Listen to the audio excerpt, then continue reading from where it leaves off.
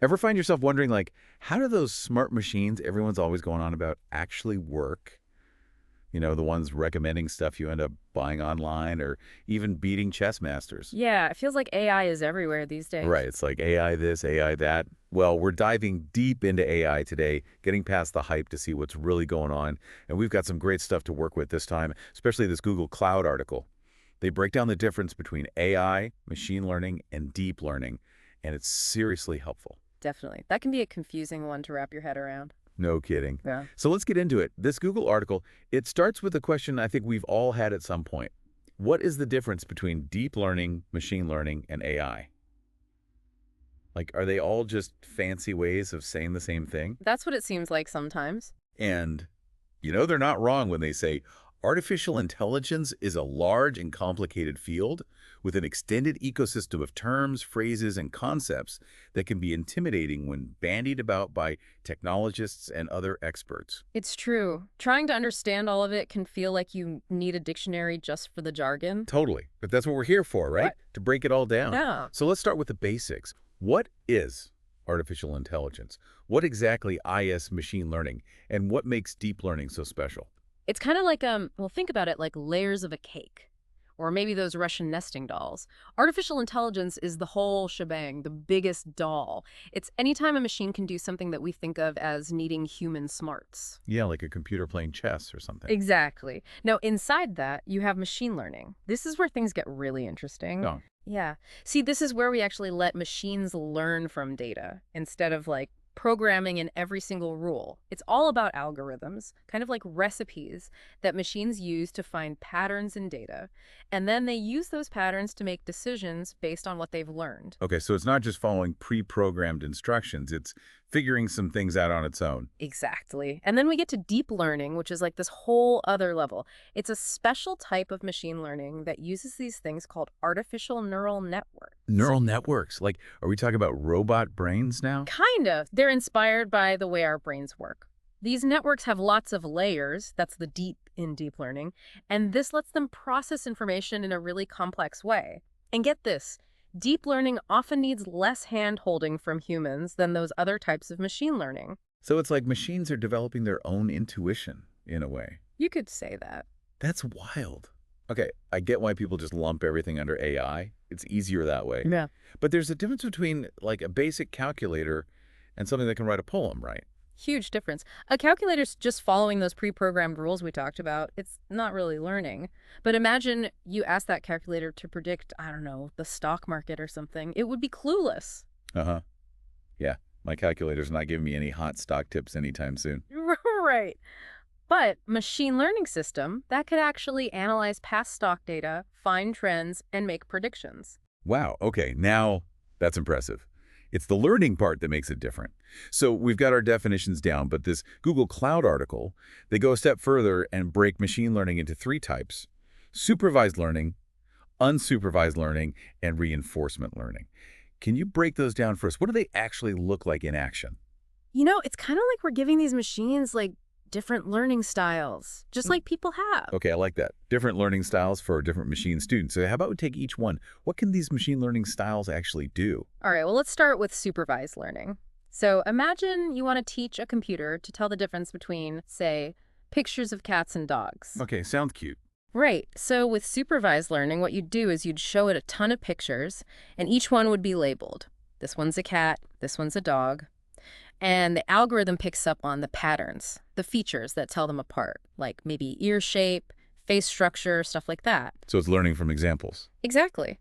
And eventually, it can actually identify cats and dogs in new pictures, pictures it's never even seen before. So it's like we're the teachers Yeah. showing flashcards until it gets it. Basically. Now, unsupervised learning, that's a bit different. Okay, how so? Well, this time, we're giving the machine the pictures, but we're not telling it what they are. It's like, here's a bunch of data, you figure it out. So it's more about finding hidden connections. Yeah.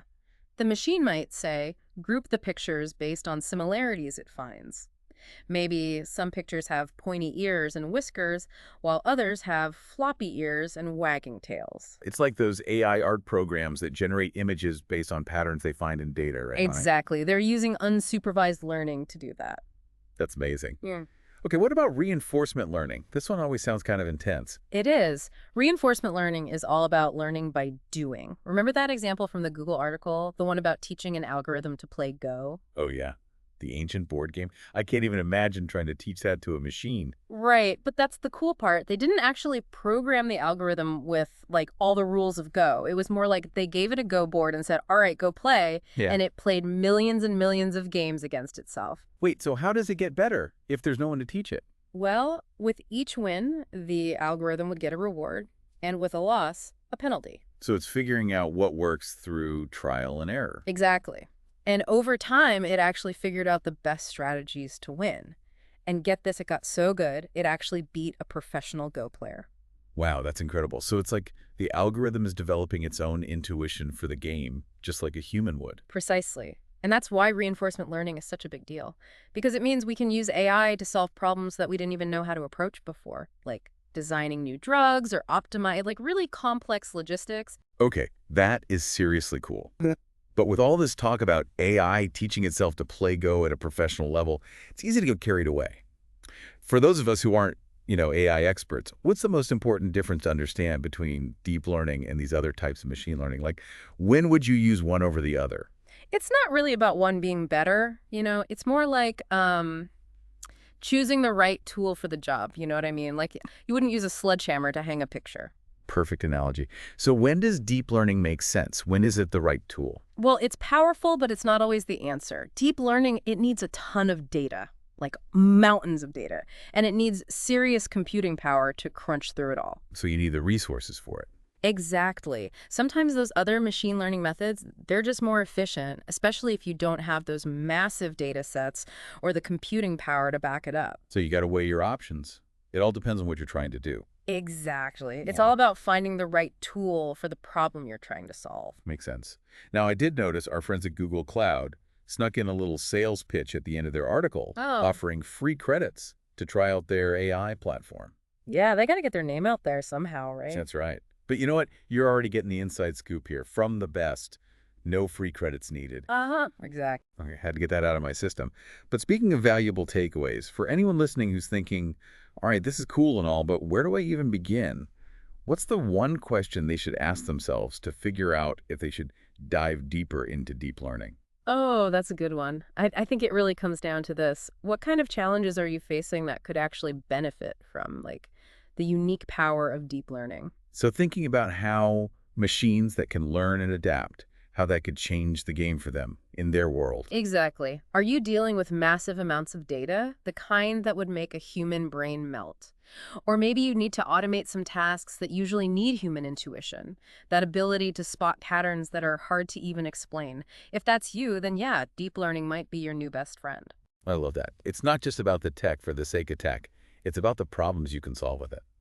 Couldn't have said it better myself. And there you have it. We've made it through the world of AI, from the very basics all the way to these mind-blowing deep learning algorithms. What's the biggest takeaway? AI is a field that's changing every day, and the potential is really incredible. And once you get those different types of machine learning down, you're well on your way to unlocking that potential for yourself. So keep that curiosity alive, keep exploring, and who knows what amazing things you'll accomplish.